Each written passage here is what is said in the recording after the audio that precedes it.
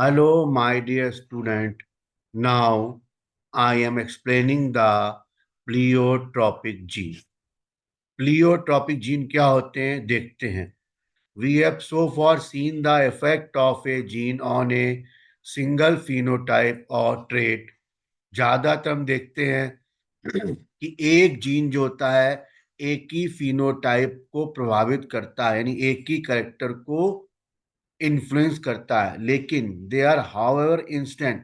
बहुत से एग्जाम्पल ऐसे हैं जहां पर सिंगल जीन एक से ज्यादा फिनोटाइप को इन्फ्लुएंस करता है. कहने मतलब ऐसे जीन को हम प्लियोट्रॉपिक जीन कहते हैं. है ना. नॉर्मली आपने पढ़ा होगा, जब एक जीन एक करेक्टर को इन्फ्लुएंस करे, प्रभावित करे, तो उसको बोलते हैं मोनोजीन. है ना. और जब एक जीन एक से ज्यादा करेक्टर को प्रभावित करे तो उसको बोलते हैं प्लियोट्रॉपिक जीन. मतलब अगर प्लियोट्रॉपिक जीन डिस्टर्ब होगा, एक से ज्यादा करेक्टर डिस्टर्ब होंगे. जैसे कि आपने अच्छा पढ़ना स्टार्ट कर दिया तो आपका अच्छा पढ़ना एक जीन हो गया, उससे आपका कैरियर बन गया. है ना. आपकी लाइफ भी सेटल हो गई, घर वाले भी खुश हो गए, और सोसाइटी में आपका सम्मान भी बढ़ गया.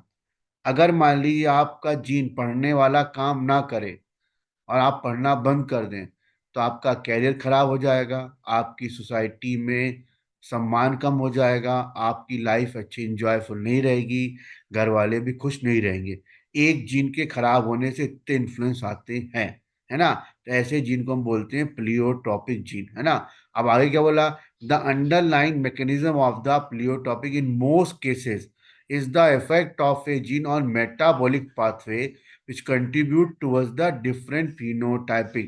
अब ये बोला प्लियोट्रॉपिक जीन ज्यादातर केस में ऐसे मेटाबॉलिक पाथवे को प्रभावित करता है जिससे कई फिनोटाइप इफेक्ट हो जाते हैं.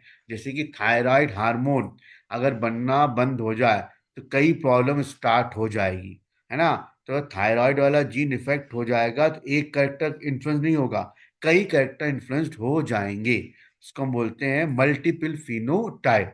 इसका एग्जांपल इन्होंने दिया फिनाइल कीटोन्यूरिया. इन्होंने प्लियोट्रॉपिक का एग्जांपल दिया फिनाइल कीटोन्यूरिया. एक बीमारी है विच अकर ह्यूमस. कहाँ मिलती है ये. ह्यूमस मिलती है. इसमें की बीमारी कब कॉज होती है. जब म्यूटेशन होता है जीन में.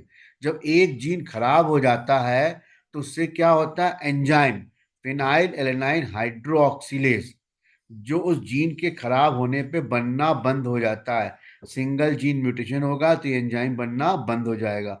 अब जब ये एंजाइम नहीं बनेगा तो ह्यूमन में जो फिनाइल एलेनाइन है वो टायरोसिन में कन्वर्ट नहीं होगा. ध्यान सुनना.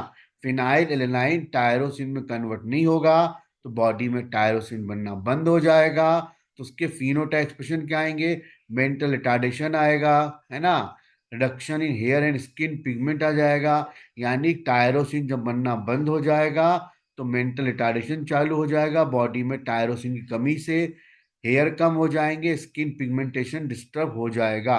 यानी एक जीन से तीन इन्फ्लुएंस आए. आगे देखते हैं. फिनाइल कीटोन्यूरिया क्या है. ये एग्जाम्पल है प्लियोट्रॉपिक का. ये एक जन्मजात डिजीज है ना. बर्थ बॉर्न सिंस बॉर्न होती है. ठीक है. ऑटोसोमल रिसेसिव है. यानी ये ऑटोसोम क्रोमोसोम पे होगी और होमोजाइगस कंडीशन में एक्सप्रेस होगी. एक होमोजाइगस आने पे एक्सप्रेस नहीं होगी. अगर दोनों क्रोमोसोम पर आएगा तभी एक्सप्रेस होगी.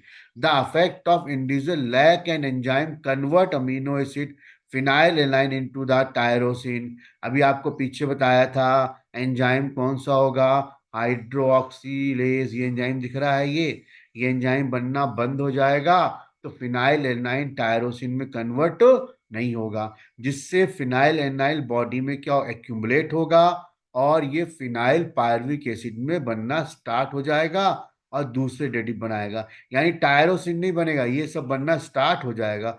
और इसके एक्यूमुलेशन से, इकट्ठा होने से ब्रेन में मेंटल रिटार्डेशन आ जाएगा. किडनी काम करना बंद कर देगी प्रॉपर तरीके से. तो एक तो मेंटल रिटार्डेशन इफेक्ट आया, किडनी ने काम करना बंद कर दिया. पीछे आपको बताया था मैंने, हेयर हेयर कम हो जाएंगे, स्किन हेयर कम हो जाएंगे, स्किन पिगमेंटेशन कम हो जाएगा। यानी एक जीन खराब होने से एक दो तीन चार चार इफेक्ट आ जाएंगे बॉडी में, है ना। जिसको हम बोलेंगे प्लियोट्रॉपिक। एक जीन खराब हुआ, उससे चार इफेक्ट आ गए। ऑटोसोमल रिसेसिव का मतलब है ये सेक्स क्रोमोसोम पे नहीं पाई जाती है, ऑटोसोम में पाई जाती है। रिसेसिव है इसलिए होमोजाइगस कंडीशन भी एक्सप्रेस होगी। दूसरा इसका एग्जांपल होता है sickle cell anaemia. Sickle cell anaemia case में क्या होता है, बीटा ग्लोबिन चेन खराब हो जाती है, उससे सिकल सेल तो होता ही है, उससे सिकल सेल तो होता ही है। इसके अलावा जब सिकल सेल एनीमिया बहुत एक्यूट हो जाता है, बहुत डोमिनेंट होता है, तो ब्लाइंडनेस भी आ सकती है, लीवर फेल्योर भी होता है, हार्ट अटैक भी आ सकता है। तो मल्टीपल ट्रेट इफेक्ट हो रहे हैं किससे, सिकल सेल एनीमिया से। तो ये भी प्लियोटॉपिक का एग्जाम्पल हो जाएगा। ऐसे ही स्टार्च ब्रांचिंग एंजाइम जो मटर में पाया जाता है, वो भी एक प्लियोटॉपिक जीन का एग्जाम्पल है। सिकल सेल जब होता है तो नॉर्मल आरबीसी होती है, सिकल सेल तो दो तरह की आरबीसी भी बन रही है, और ब्लाइंडनेस भी आ जाएगी, बहुत ज्यादा एक्यूट होगा, लीवर फेल्योर हो सकता है, तो हार्ट अटैक भी हो सकता है। तो जब एक जीन एक से ज्यादा इफेक्ट दिखाए इसको हम बोलते हैं प्लियोटॉपिक। इसके एग्जाम्पल हो गए phenylketonuria, sickle cell anaemia और starch branching enzyme in a pea plant. Okay.